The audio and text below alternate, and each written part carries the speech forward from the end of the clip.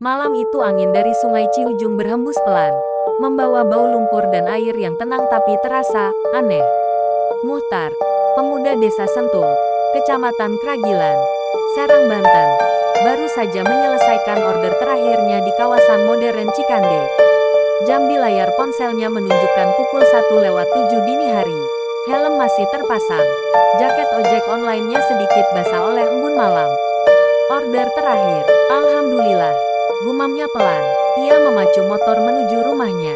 Dan seperti biasa, ia harus melintasi jembatan Ciujung. Jembatan tua yang sudah lama jadi bahan cerita warga sekitar. Konon, di sekitar sungai Ciujung dan jembatan Ciujung, ada sosok penunggu. Warga menyebutnya kuntilanak merah. Bukan putih seperti biasanya, merah. Gaunnya merah darah, rambutnya panjang kusut, dan katanya, siapapun yang melihatnya terlalu lama, tak akan pernah sampai rumah. Muhtar bukan tipe orang yang mudah percaya cerita mistis. Tapi malam itu berbeda. Saat motornya mulai menaiki jembatan, tiba-tiba mesin terasa berat. Gas ditarik, tapi laju motor melambat sendiri. Angin yang tadinya pelan berubah jadi dingin menusuk tulang. Lampu jalan di atas jembatan, satu persatu padam. Ceklek, ceklek, ceklek. Ah, jangan macam-macam, bisiknya. Berusaha tenang. Di tengah jembatan, motornya mati total. Sunyi, tak ada suara kendaraan lain. Tak ada suara serangga, bahkan gemericik air sungai seperti hilang. Lalu terdengar suara tawa, pelan, melengking. Hihihihi. Bulu kuduk Muhtar berdiri. Ia menoleh ke arah pinggir jembatan. Di bawah cahaya bulan yang tertutup awan tipis, berdiri seorang perempuan. Gaun merahnya berkibar tertiup angin yang entah datang dari mana. Rambutnya panjang menutupi wajah. Kakinya tidak menyentuh tanah. Muhtar membeku. Perlahan, sosok itu mengangkat wajahnya. Kulitnya pucat kebiruan, mata merah menyala, bibirnya tersenyum terlalu lebar, hingga hampir menyentuh pipi. Dan yang paling membuat darah Muhtar serasa berhenti mengalir, wajah itu seperti sedang menangis darah. Hihihi, pulang. Muhtar, suaranya lirih tapi jelas, seolah berbisik tepat di telinganya. Padahal jaraknya beberapa meter. Siapa kamu? Teriak Muhtar. Suaranya pecah. Tiba-tiba sosok itu melayang cepat, berhenti tepat di depan motornya.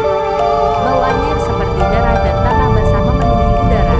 Lampu motor Muhtar menyala sendiri. Dan di sorotannya, gaun merah itu tampak penuh noda hitam seperti bekas terbakar.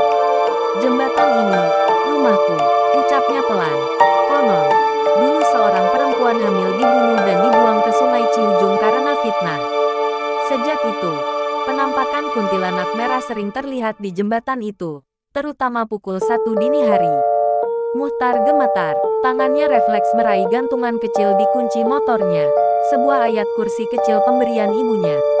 Dengan suara terbata, ia mulai membaca doa. Semakin ia membaca, tawa itu berubah menjadi jeritan. Angin berputar kencang, sosok kuntilanak merah itu menjerit. Wajahnya berubah mengerikan, lalu perlahan mundur. Sebelum menghilang, ia berbisik, "Aku belum selesai." Tiba-tiba, motor Muhtar menyala sendiri. Lampu jalan kembali hidup. Suara sungai terdengar lagi, seolah tak pernah terjadi apa-apa. Muhtar tak menoleh lagi. Ia langsung melaju secepat mungkin meninggalkan jembatan. Sesampainya di rumah di desa Sentul, ia turun dengan kaki masih gemetar. Ia menoleh ke arah jauh, ke arah jembatan yang kini hanya tampak seperti bayangan gelap di kejauhan. Sejak malam itu, Muhtar tak pernah lagi menerima order lewat tengah malam. Namun beberapa pengemudi ojek online lain mulai bercerita. Setiap pukul 1 dini hari, di jembatan Ciujung, ada notifikasi misterius masuk. Tanpa nama penumpang, tanpa tujuan, hanya satu pesan singkat, "Jemput aku," di tengah jembatan.